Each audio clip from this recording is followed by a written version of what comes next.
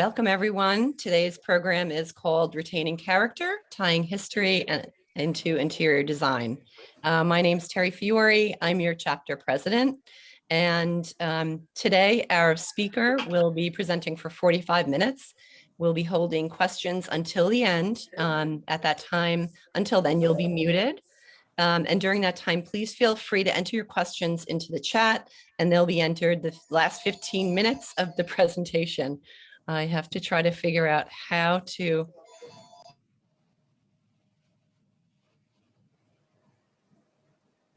Sorry, no one in my office. 1 second, technical difficulty. Okay, I'm just going to keep on speaking. Okay, so let me get back to so today I'm pleased to introduce our speaker, Cindy Hamilton, president of Heritage Consulting Group and head of its Philadelphia office. Heritage is a national firm that advises owners and developers of older and historic buildings through the development process, helping them secure federal, state, and local incentives.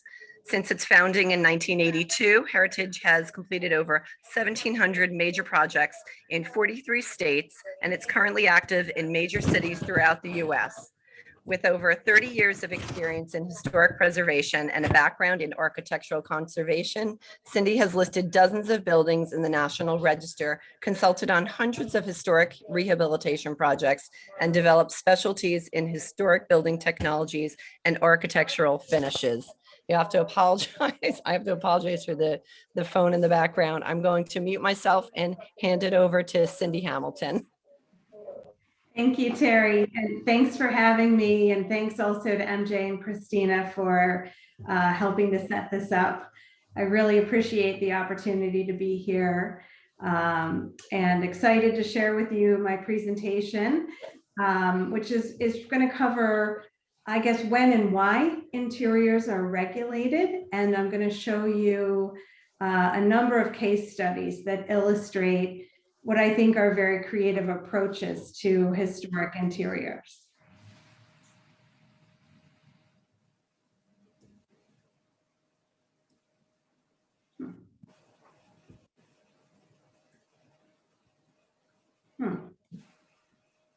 There we go. Okay, as Terry mentioned, our firm, Heritage, is a national firm. We work with owners and developers of historic buildings throughout the country, shepherding projects through the regulatory review process. So I'm going to talk about when and why interiors are regulated in a historic building. So in terms of regulatory requirements, you can have a local designation on a historic building. If many of you, I'm sure, work in New York, so you're familiar with New York landmarks. Local designation is a type of designation that regulates what work needs to be reviewed before issuing building permits. But it's very rare that landmarks are actually that they offer interior protection. That's generally for exterior only. The other type of regulation is national designation, National Register of Historic Places. But National Register listing is honorific, and it doesn't restrict an owner's ability to change the building, and it does not require the design review of interiors. So the most common reason that interiors are regulated is because the owner is going for historic tax credits. They're seeking historic tax credit approval, and that is an optional program. It's an opt-in program. I'm just going to talk briefly about the tax credit. The tax credit, I want you to understand the value, because a lot of times we get into projects and the architects and the designers say, oh, why is the developer opting into this program? Why are they voluntarily bringing these restrictions on? And the reason is that it provides a very lucrative incentive. So there's two types of tax credits, federal and state. The federal credit is a 20% credit on the cost of the rehab, and then 39 states have a state credit. So in my example below, if you have a project, let's say in New York State, if it's a $10 million rehab, if the developer opts in for the tax credits, that would provide that developer with $2 million in federal historic tax credits and $2 million in state historic tax credits. So the opt-in program, voluntary program, you're subjected to design review, but the value it brings is so significant. It's about 40% of the cost of the rehab. So that's why the developers decide to pursue historic tax credits. In order to pursue the credits, there's 4 things. You have to have first a historic building listed in the National Register. The building must be income producing, so you can't use tax credits on your private residence. The rehab work must be substantial. It must, the cost of the rehab must exceed the value of the building. And then what's most relevant to you all is that the work must meet certain standards, and I'll briefly talk about those. The tax credit program is administered by the IRS, and there's a 2-level review. Every state has a state historic preservation office, and they're advisory to the National Park Service. And the National Park Service is the final decision maker. I'm not going to get into the process, but if you're working on a tax credit project, you're going to hear about the application, the part 1, part 2, part 3. Part 1 is really the history and significance of the building. The part 2 is where you all come into play. That's presenting the proposed project to obtain approval for the scope of work. The part 3 comes at the end of the project, requesting final certification. And you can amend the project along the way. So you submit your initial application, you're not locked in, you can amend. In terms of timing, it's a 60-day review, 30 days at the state, 30 days at the Park Service. In terms of the design standards, I guess I want you to understand that the standards used are rehabilitation, not restoration, so they're not as stringent as you might think. The standards accept that buildings have to change, and they afford an owner the ability to make changes that are reasonable. The full scope of work has to meet the program standards, and the standards themselves are these 10 very general standards that are interpreted in a subjective manner. And what the reviewers are looking for is a term that we frequently use, character defining features. So what features of that interior define the building's character? So you need to understand what is historic and what's changed over time. Sometimes those changes achieve importance in their own right. And the way these buildings are reviewed, it's a bit of a hierarchy. They're looking at the public spaces as the most important. The private spaces is where you can have a lot of latitude for change. You're not required to replicate what was there historically. What the reviewers are looking for is compatible new design, but not too much of a design statement. So we're always trying to thread that needle of it's very compatible, doesn't replicate, not too much of a design statement. And I'm going to move into the case studies, and you're going to see how these standards are applied. So the first case study is in Connecticut, and this is the Mechanics and Farmers Bank. It's located in downtown Bridgeport, and the owner was Four Stone Capital, and the architects and designers were Fletcher Thompson Architects. This was an interesting project. At the beginning, we had it's really 2 buildings that are interconnected. And I want to show this case study to show that there's 2 buildings, so 2 very different approaches. On the left is the historic bank building built in 1930, and on the right is the former Bridgeport City Market, and that actually predates the bank. It was built in 1896. So two very different types of buildings. This was the banking hall pre-rehab. So when the reviewers are looking at this type of project, they're looking at this space and saying, what are the character defining features? It had a marble floor, marble walls, ornamental plaster ceiling. There's not going to be a lot of room to make changes in a space like this. They're going to want to see the floors retained, the walls retained, and the ceiling. So it's like its own challenge for the designers to figure out how to make this exciting and vibrant. And here's the outcome. So the architects, Fletcher Thompson, actually made this their office, and I think they did a great job. It really is polishing up the marble, painting the ceiling in a more exciting paint scheme, and then adding some really neat lighting. Just make the space, I think, very lively, a lot lighter and brighter. And, I think just a overall very successful reuse of the space. Now that other building, the City Market, this is what the building looked like pre-rehab. It was essentially a raw space. It had been gutted. So what's nice about this is a great tax credit candidate because there are no character defining features. The building would have historically had a finished interior. It didn't look like this historically, but all the finishes have been ripped out. So this is a great tax credit project because there's lots of latitude to make change.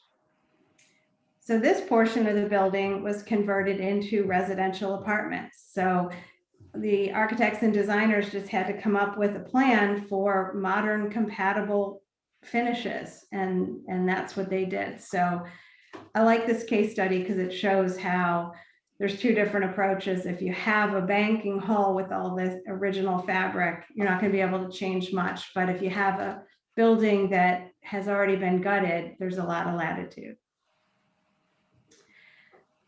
The next case study is the Lane Hotel, which was built in 1929. It's a beautiful Spanish colonial revival style building.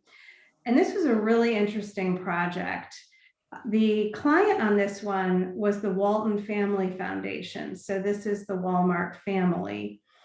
And they purchased this building to convert it into the HAAS Academy, which is a public charter school and one of the highest performing schools in the country. The architects were a local firm out of Rogers, JKJ, and they were also the designers. So this is what it looked like pre-rehab. The building was pretty intact and original on the first floor. You're looking at the entrance lobby for the hotel, and in the middle, the dining room, and to the right, a different dining room.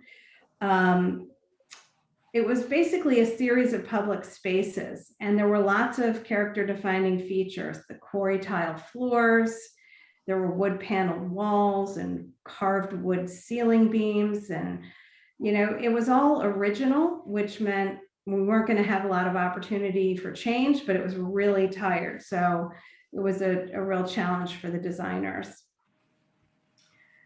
So here's a before and after. So you can see, they changed the color. It kept the floor, kept the wood paneling, but refinished it, kept the wood beam ceilings. It's really just changing the color of the walls and ceiling and, brightening it up, adding supplemental lighting. In this case, the light fixtures were original and they actually had to keep those. So it was relamping those and just adding some more modern furniture, really warmed it up. And this is a fantastic entrance lobby for the school. That dining room, again, couldn't do a whole lot there. So just the paint color, and it's now the school cafeteria. It actually works well and looks pretty good. And here are some more after photos of the first floor where we didn't have a lot of latitude to make change there. It was just so intact. Now the upper floors pre-rehab had very little in terms of character defining features. So nothing of great consequence. It was a central corridor plan, double loaded corridor with the guest rooms to either side. Not much to worry about here. So that was great. And this is what we did. So converted that very tired, guest room floors into these large classrooms with bright colors and great lighting. And there were still some rooms that we kept more historic. You can see on the bottom left, and others are more like modern classrooms. And this is a neat conversion, a totally different use going from hotel to a school. And I think, it's a very high performing school. It works very well, a lot of success, and a lot of kids graduating here and moving on to successful careers. So the next case study is in Nashville, and this is a hotel project, HOLSTON House. This building was constructed in 1929, and it's one of the few Art Deco towers in Nashville. Our client on this one was HRI Properties out of New Orleans. They do hotels and affordable. And they undertook this $70 million rehabilitation of the old James Robertson Hotel into the Holston House. And this is a Hyatt Unbound Collection hotel. It was a local architect, ESA, Earl Swenson Associates, and the designer was Stonehill Taylor out of New York. Just a couple historic images. I love the postcard. It says, "Let us make your reservation for you" at the James Robertson, signed by the manager. I just love that marketing strategy to send people a postcard offering to make that reservation. So this historically was called the James Robertson Hotel. Guest rooms for $3.50. So I wanted to include this case study because we see this a lot. There's an intact lobby that is not very appealing, not very current, and it really shows opportunities for designers to reinvigorate a tired lobby. It's a real challenge. This was very eclectic revival style, I guess. Beamed ceiling, the walls, I don't know if you can see that here, but they were textured plaster, which you see a lot from the 1920s and 30s. Had these wood beamed columns. These period railings were everywhere. All of that had to be retained, but the worst part of this lobby was the floor. And the floors are so dirty here, but they're this really unusual red-yellow combination. And we were all scratching our heads wondering what Stonehill Taylor was going to do, because they had to keep all of those features. The only thing we got approval to remove was the lighting, and it was remarkable that we got that approved. So it was a real challenge. Here are some more pre-rehab, and that floor is so much brighter than what this photo shows. It was just so covered in dirt and grime. But you can appreciate the challenge. Originally, the designers wanted to do some pretty aggressive treatments. In the top rendering, what they're showing are metal panels that they wanted to clad the columns. So they wanted to introduce this new metal material, and the reviewers were not going to have that. They said, no way, that's too transformative, too modern. Down below, they tried a different tack. They just wanted to kind of cover the walls altogether. So what you're seeing are just these acoustic draperies that they were doing for acoustic mitigation, because we had to keep all these hard surfaces with the terrazzo floor and the plaster walls. So, and they kind of just want to cover everything over. And, you know, we're wondering if we might get that approved because it's, you know, temporary, it's drapes, but the reviewers weren't having that either. They didn't really like any of those changes. So here's what we ended up with. This is a before and after. So again, we retained the beam ceiling, the textured plaster walls, the columns, the terrazzo floor, where you can really see the color now. And so what Stonehill Taylor did was really introducing some exciting light fixtures, drapes in a really interesting pattern. They put in large area rugs to kind of mitigate that yellow-red terrazzo, and some furniture. And I think it actually looks great. It's a really exciting destination. If you're in Nashville, stop by. It's a fun place to hang out. There's music. They did a great job. We were all really concerned about how this was going to come out. It's a real testament to their ability. And just I wanted to show you some photos of the guest rooms. I think they came out great as well. And then we have this nice rooftop amenity, which is lovely. The next case study is a little closer to you, in Hartford, the COLT Gateway. You might recognize that onion dome. It's quite visible. This was historically the home of Colt Patton Firearms, and it's a really unique campus of buildings. There are 17 acres, I think, total, and these buildings have all been rehabbed for a multitude of uses. There's all different uses, apartments, offices. There's a magnet school in there. The developer is a group called CG Management. And they developed the East and North Armory buildings, which I'm going to show you today. It's a $23 million rehab. And I'm going to show you, these buildings were rehabbed by JCJ architects, and they had their own in-house designers. And I'm going to show you what they did in their office space. I wanted to show a mill building or factory building because this is probably the most common historic rehab type, is factory conversion. And this is a very typical factory building. So wood floors, painted brick walls, painted concrete ceiling structure. And what the reviewers are looking for in a rehab like this is they want you to maintain the industrial aesthetic.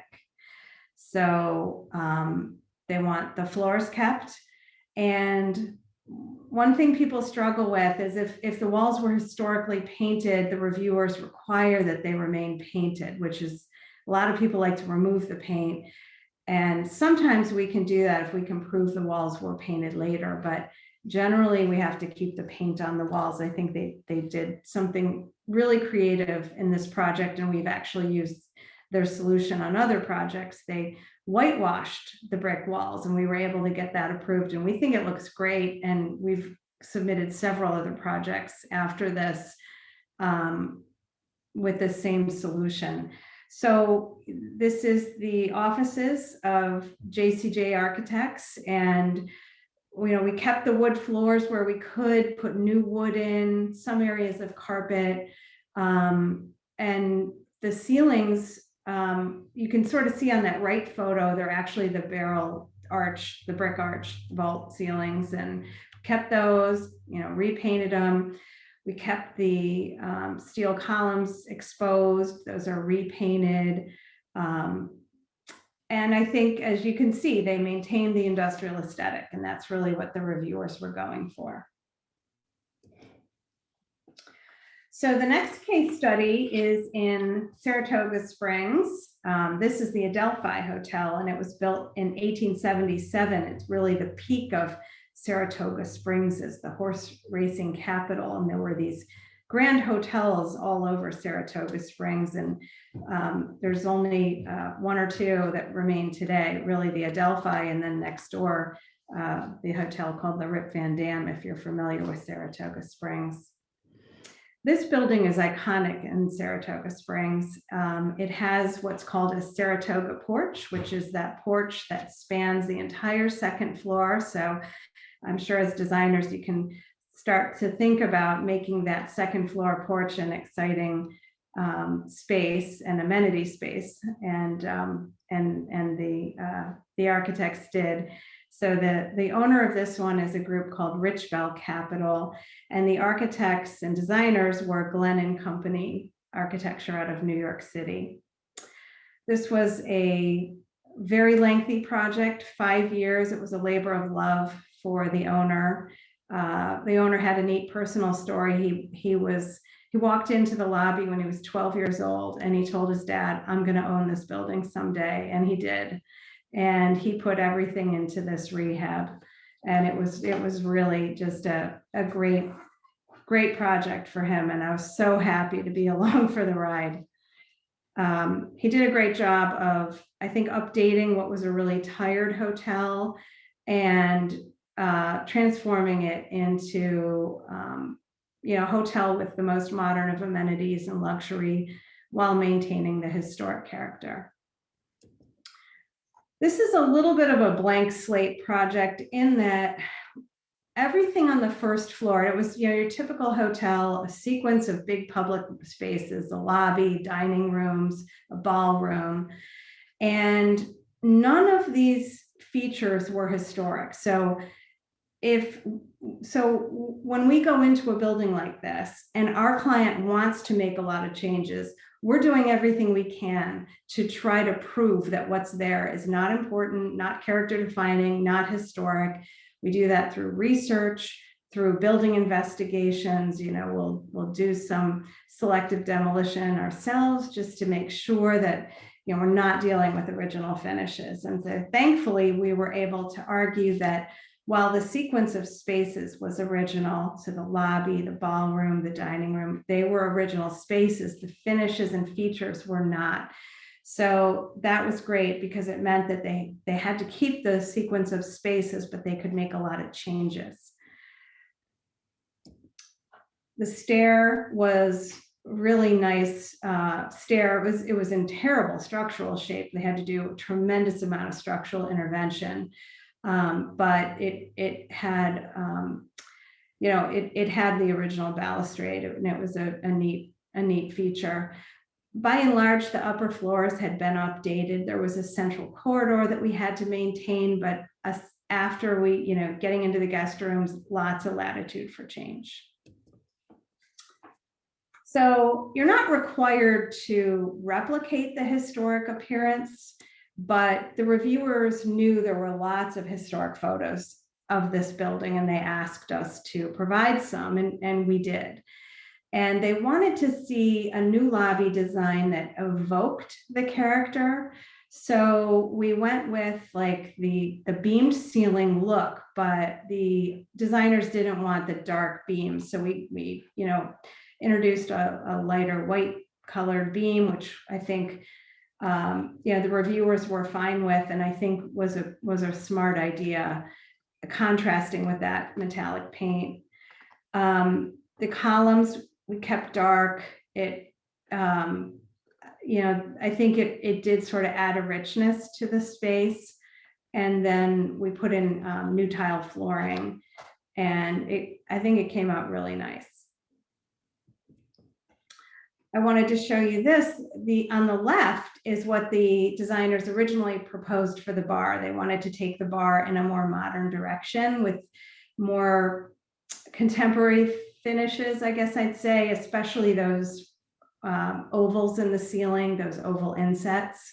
The reviewers said, no, too much of a departure from the historic character. They wanted something that was just a little more in keeping with what might have been there historically. So on the right is what was ultimately approved.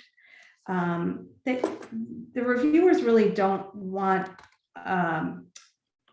designers to make too much of a design statement. This is where I said we're trying to thread the needle. And I think we were able to sell them on the one on the right because we had that historic photo that showed we weren't really that far off from what was there.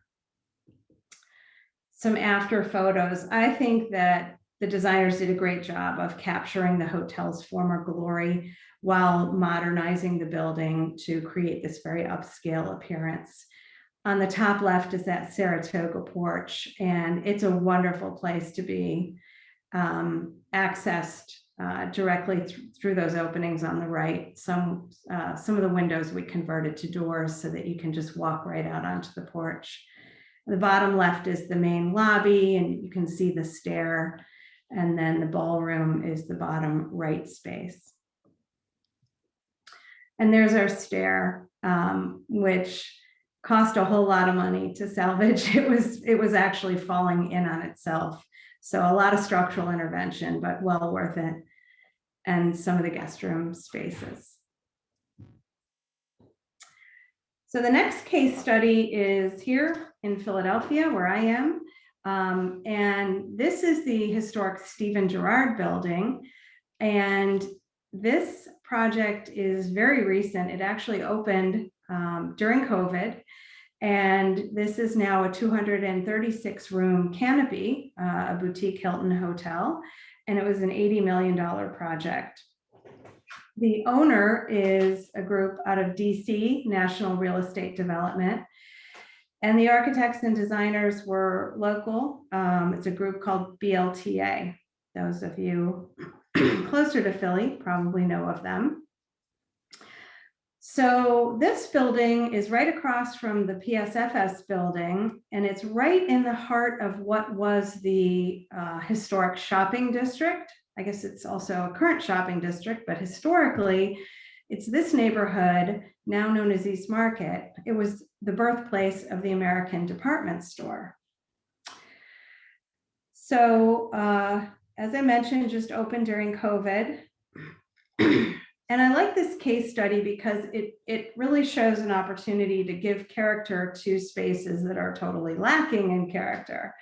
So you're looking at pre-rehab photos, and the two on the left were the lobby pre-rehab, and the designers did not like this lobby and did not want to keep this lobby. And at first we were very concerned that we were not going to be able to get approval to change this lobby, but we did some research and we were able to find all kinds of documentation that proved that the lobby was actually redone in the late 60s, and we got approval to remove all of that. And then the photos at the right show your typical first floor pre-rehab conditions, all modern finishes, nothing really character defining here. On the upper floors, we had to keep the elevator lobbies top left, but we were able to prove that all the hallways and corridors, like on the bottom left photo, those were all modern. So we didn't have to keep any of the corridors, which was great. And then the middle photos are showing, you know, what the offices looked like. The only thing we really had to save there was the window trim. And it didn't exist everywhere, but it existed in most locations. So we kept what we could and then milled to match where it was missing. We did have to keep the stair to the right because that really was the only historic character defining feature left in the building. I think that they did such a great job. This is like my new favorite project. The designers really built on this whole notion that this was the birthplace of the American department store. What they tried to evoke here by adding like that casework in the bottom right, they're trying to really evoke the lineage of the neighborhood as the shopping district for the city. And I think they did such a great job. I think this came out so well. It's such an exciting place to be. And now, you know, people are starting to stay here again. So we're excited. But I think they did a terrific job. And these are the guest rooms on the upper floor. So pretty much all new features and finishes with the exception of the window trim, which we kept. So the reviewers are looking for compatible. And then we kept the stair and restored that. It's so beautiful. On the second floor, it's like a meeting room floor. They actually cut a window into the hallway so that people can see the stair, because you know, we all know people don't really use the stairs often in these buildings. They prefer the elevator. So there's a window so that people can look at the stair and at least appreciate how beautiful it is. So the next case study is a building you've probably all been to, Macy's Herald Square in New York. This is the flagship store for Macy's in the heart of Midtown. Built in 1901, and it was the largest department store in the world when it opened. This was a really exciting project for us. It was a $400 million rehab. The building is huge, 2.5 million square feet. So we worked with lots of different architects and designers on this one.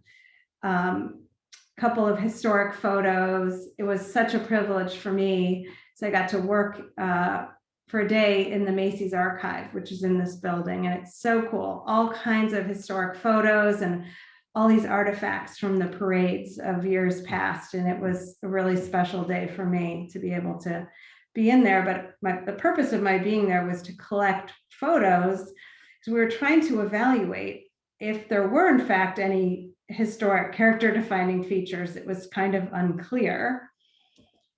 This is pre-rehab, right? So it was such a mishmash of things, and we were very confused about what was historic and what was added later. And it was 2.5 billion square feet, so it was like a lot to take in.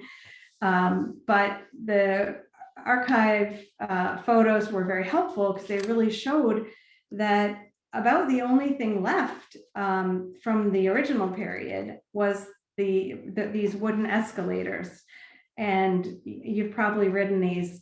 The wooden escalators in Macy's are actually a tourist attraction unto themselves. People visit Macy's just to ride the wooden escalators. I know I always make a point to do that when I'm in Midtown. I like to stop in. So, you know, the spaces were kind of dreary. In the mid-century, department stores all over the country closed off all their windows and put their storage spaces along the windows. So there's never any natural light in department stores, which, you know, today we all prefer natural light. So, you know, the designers worked to kind of undo a lot of these later changes, and we were able to completely transform into what you see today. So, you know, we re-daylighted the spaces. So took the storage rooms off of the perimeter, put them on the interior. So kind of the opposite of what we did in the mid-century, and introduced, you know, new lighting and just sort of upgraded finishes so that it's much brighter, much more exciting, I think, dynamic visual experience. And, you know, transformative. Kept the wooden escalators.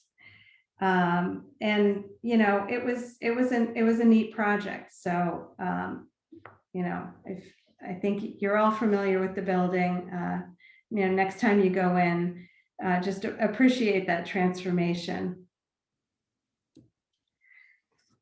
The next case study is also here in Philadelphia, the ROHM HAAS headquarters. This is right at Independence Mall, and the original architect is an important modernist architect, Pietro Belluschi.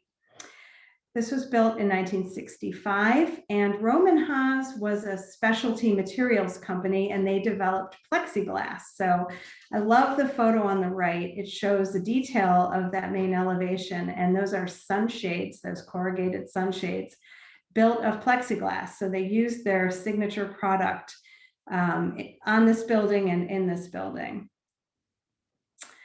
Some historic photos. This is a classic mid-century building. It had concrete floors and ceilings, teak wood walls, and those are plexiglass light sculptures. Those are hundreds of rods of plexiglass. So they really wanted to feature their signature product.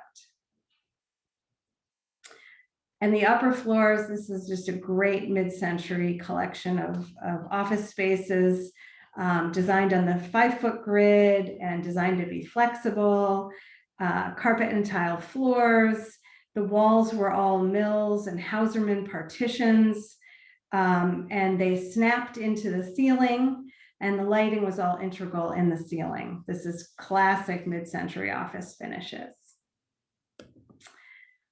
The architects and designers were a local group, RMJM Hillier. Hillier Studio still exists today. This was a project we did with them for ROHM HAAS. ROHM HAAS has subsequently been purchased by Dow Chemical, but it was ROHM HAAS when we worked on this. ROHM HAAS was a very pragmatic company. They were engineers, very pragmatic, and so they didn't want to make a lot of changes. They built this building, they were proud of it, and they didn't really want to change it. So we just updated with furniture and refinished a lot of the teak. This is all the first floor lobby. And on the upper floors, I think the designers did such a neat job. They kept a lot of the Mills and Hauserman partitions and just refinished them. So, added color. But as you can see, this is largely the same space. It's just way more updated. And, it was a really pragmatic solution, very cost-effective solution to update office space. This is Parktown Place here in Philadelphia as well. And as you can see, we're on the Ben Franklin Parkway with that art museum in the far right top corner. So Parktown is 4 18-story towers right on the Ben Franklin Parkway.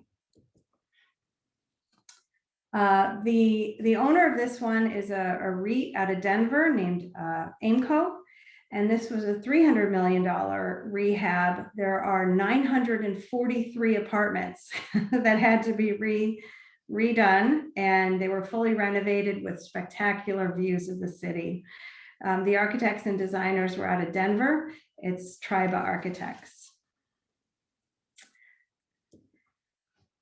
This was such a neat site. It had these really unique amenities, including this pool space, but it was fully historic. So the pool was historic, late 1950s vintage, we're talking on this one.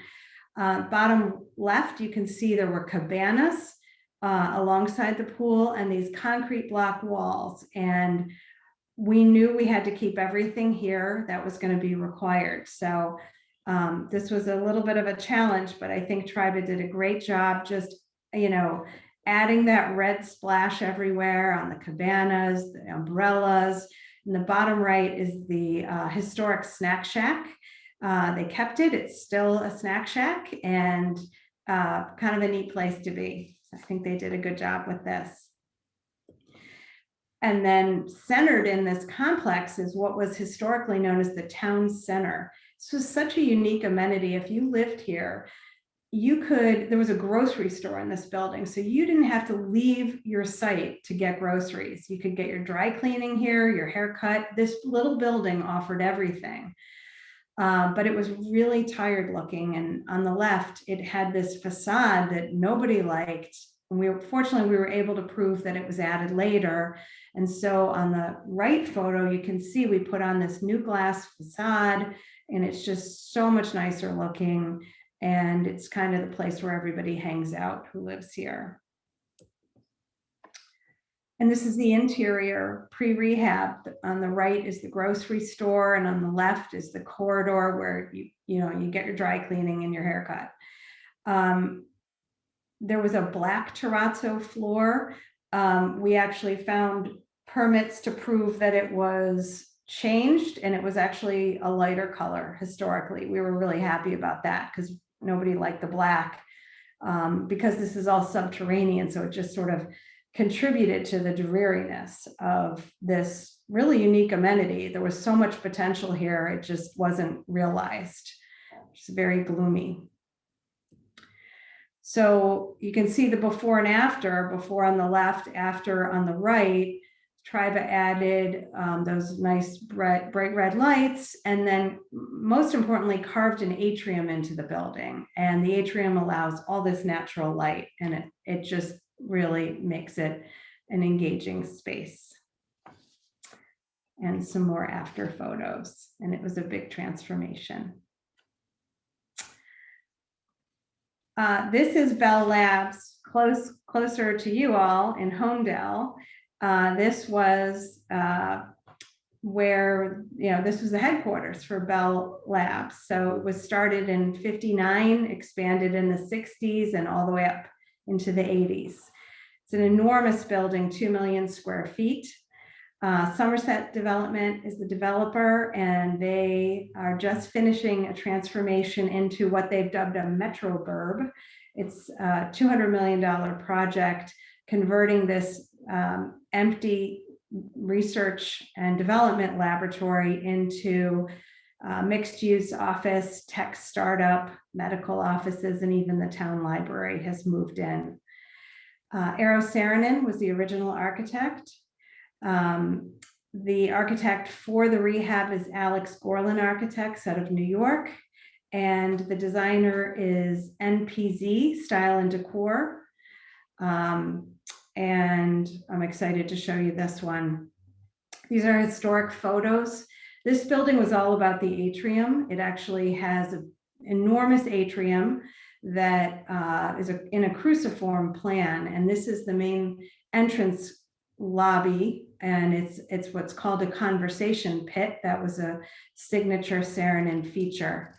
The atriums run the length of the building, and it's the equivalent of 3 football fields laid end to end. It's 100,000 square feet of atrium that we knew we had to keep, and the owners recognized the opportunity to create something really exciting here. But we had challenges because we had to keep that skylight, which is absolutely massive. Again, it's the equivalent of 3 football fields, just running the whole length of the building. You're only looking at a small portion of it here.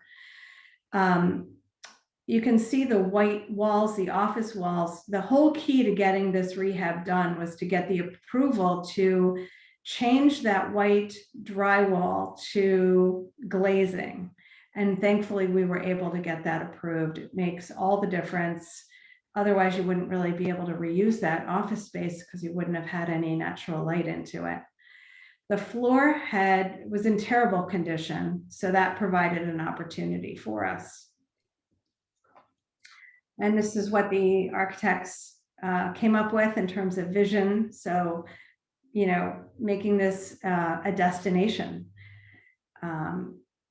And one of the ideas was, because the floor was in such poor condition, we had to replace it. Came up with this new design, which was kind of evoking this Joseph Albers pattern. And Joseph Albers was at Yale when Saarinen was at Yale. So we were able to argue that, this was sort of appropriate for the period, and we were able to get that approved.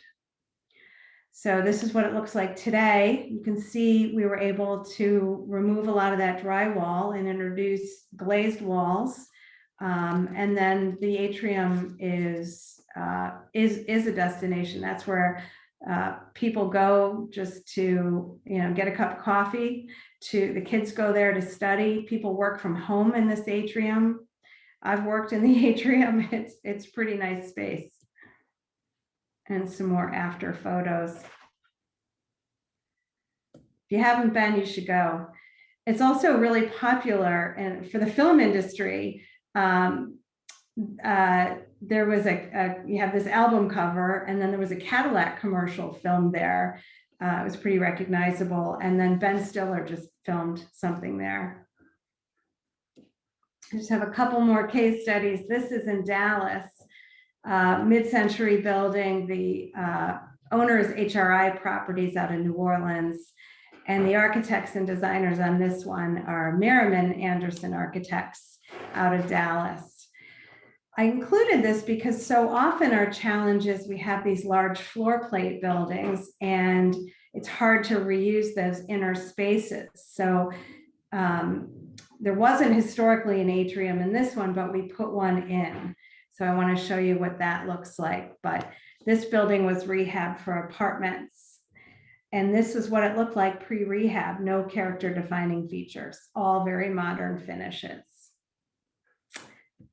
And it might come as a surprise that we were able to get approval to put parking in. So the lower floors are parking, which is great for the people who live in this building because they have their car right in their building. A funny thing though, the reviewers were really set on this should be finished space because historically it was finished. So they made us put the ceiling in, which is kind of silly, I guess. It's like an office type ceiling, but you know, whatever, this is what got us to the approval. You know, it actually looks pretty nice.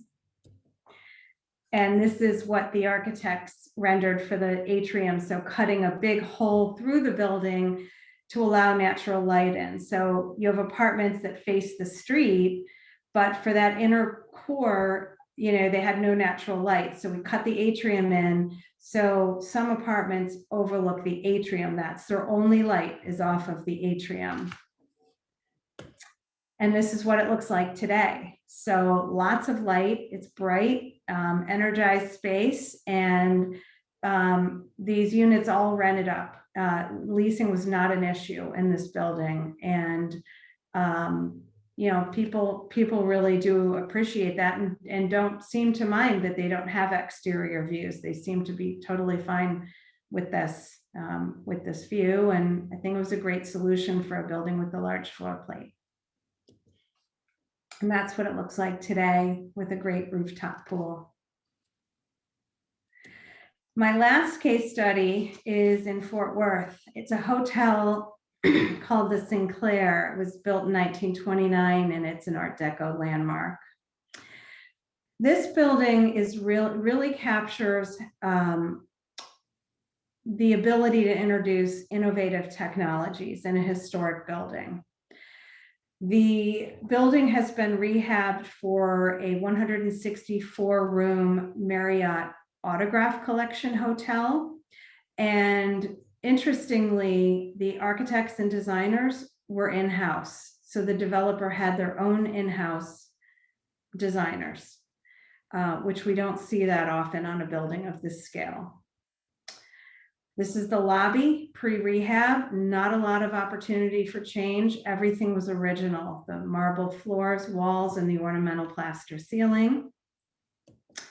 And this is what the designers did. They added lighting and it just makes such a difference. And, you know, polished the marble. It looks fantastic. What you really aren't seeing, though, are the innovative technologies that were used. So behind the scenes, the entire electrical system is backed up, not with like a standard diesel generator, but with a lithium-ion battery. And that battery can power this building for up to 3 hours if there's a power outage. This system is the first to be implemented on this scale anywhere. And it's really the future of environmentally friendly design. When you walk into each guest room, there's that touchpad. And from that touchpad, you can adjust the shades. So there's shades that pull down, drapes that pull across, and the lighting can be controlled. So the owner isn't currently utilizing this, but could collect the information. So if you were a frequent stayer in this room, if you were a frequent guest, and you could register how you like your lighting, how you want your shades when you walk in, you know, it's like smart technology, which is kind of an interesting, you know, we've never seen this before. And we do a lot of hotels. So the touch pads are all low voltage power over Ethernet technology, which we've also never seen. And that innovative technology is doing all the lighting, the shades, the drapes. It even powers the mini bar and smart mirrors. So it's pretty cool. And here's the bathroom. So we have the smart mirror where you can listen to the news, watch the news. You know, you can have your playlist. And then the bathroom, the shower has that touchpad where you can record what temperature you like your water. So like I stayed for a couple nights and I just programmed the temperature I liked my water and then what color I wanted for my shower. And it's just so cool. I mean, we do so many of these hotels and it's the first I had seen anything like this. So it was really cool. So I love this project because it really exemplifies opportunities to incorporate modern technologies very seamlessly into the historic building. So thank you for inviting me. I really appreciate the opportunity to present this to you. And I hope you've gained an understanding of opportunities to introduce creative design into historic interiors. Wow, thank you, Cindy. That was really amazing. I made a list of all the places where I'll be staying throughout the US. So that was awesome. You know what, I neglected when my phone rang at the beginning of this program to thank our committee members who put this together today, Martha Drago, Elena Spina, and Judy Crook. And Martha, you are going to be taking a few questions. Yes, we have a few questions. And Cindy, how many designers are typically on a team? You know, I think it just so depends on the type of project, you know, and the size of the project, because we really run the gamut of small to large size projects. So it really does depend. I would say though, more often than not, the designers are at architecture firms. So it's usually, you know, one design team. The hotel projects is where we see separate designers most commonly. Okay. And what is the typical time frame for a project from start to finish? I would imagine it varies, but is there a typical time?